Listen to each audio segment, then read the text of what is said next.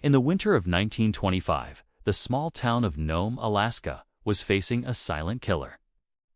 Diphtheria, deadly disease, especially for children, was spreading fast. The town's only supply of antitoxin was expired, and the nearest fresh medicine was more than 600 miles away. With temperatures plunging below -50 degrees Celsius, planes couldn't fly, and ships were frozen in ice.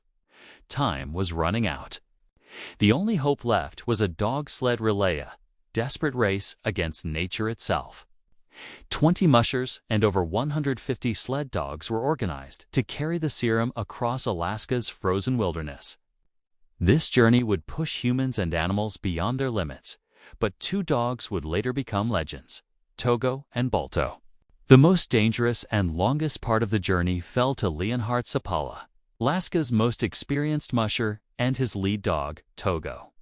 Though Togo was 12 years old, considered too old by many, he proved unstoppable, battling hurricane-force winds, whiteout blizzards, and thin ice. Togo led his team across over 260 miles, including a terrifying crossing of Norton Sound, where the ice could break apart at any moment.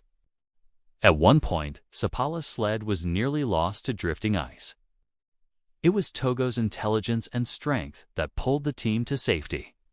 Without Togo, the serum would never have made it past this point.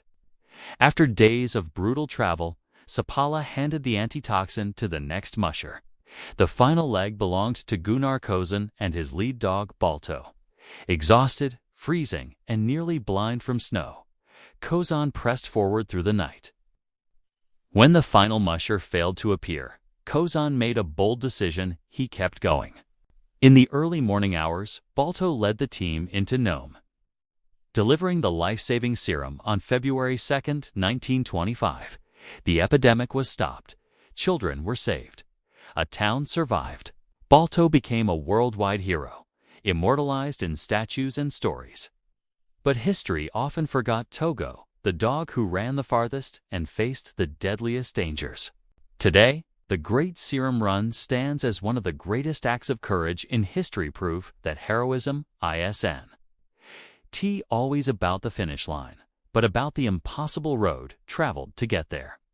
Two dogs, one mission, and a blizzard that could not stop them.